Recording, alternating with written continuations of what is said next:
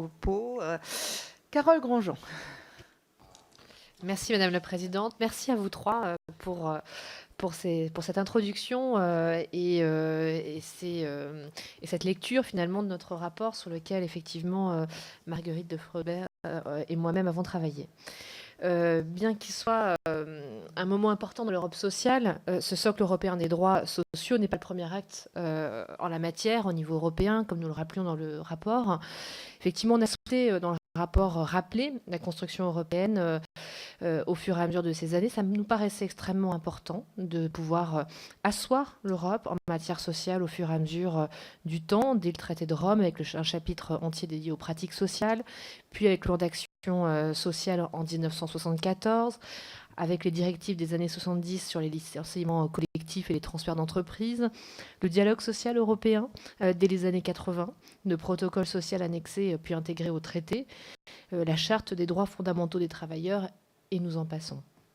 Au final, la législation européenne repose donc sur un corpus de plus de 200 textes et on a souhaité effectivement appuyer sur cette notion relative à des sujets très larges comme la lutte contre le dumping social, l'égalité femmes-hommes ou en faveur de l'inclusion des personnes en situation de handicap.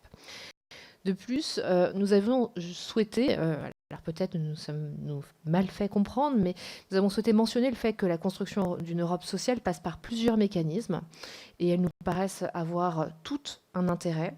On a particulièrement fait remarquer la méthode ouverte de coordination qui vise à l'échange de bonnes pratiques et à la définition d'objectifs communs, mais on a également souhaité s'attarder sur les questions du dialogue social européen ou encore les méthodes de financement et notamment à travers le Fonds social européen.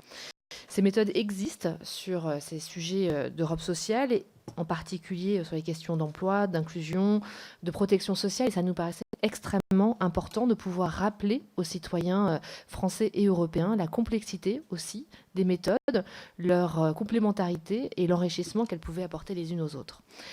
Toutefois, les résultats de l'Europe sociale stagnent depuis une dizaine d'années et on a souhaité aussi le redire. Nous sommes aussi dans l'exigence en matière d'Europe sociale. La convergence s'est considérablement ralentie, notamment en matière d'emploi, de taux de personnes en situation de précarité ou d'écart de rémunération entre les femmes et les hommes.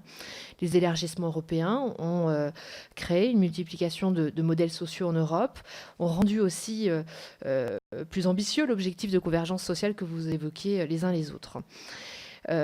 Ainsi, entre 1958 et 1995, le coefficient de variation du PIB par habitant s'est réduit entre les 6 États fondateurs, passant de 16 à 7%, mais celui-ci n'a eu de cesse finalement de se creuser pour l'Union entière au fil des élargissements pour s'établir en 2011 à 35% pour les 27 États membres de l'époque. Des réponses divergentes à la crise également de 2008 ont creusé ces écarts. Nous avons néanmoins souligné l'importance de l'investissement social, ce que vous avez fait également au travers de vos interventions, qui n'est pas inférieur à 15 points de PIB en Europe, ce qui est en soi aussi un modèle social européen, et nous avons souhaité insister là-dessus. Ma question est donc simple. Comment, selon vous, est-il possible de retrouver finalement ce chemin de la convergence sociale dans une Europe post-crise? Comment le modèle d'économie sociale de marché promu par l'Union et le socle européen des droits sociaux peuvent y contribuer? Je vous remercie.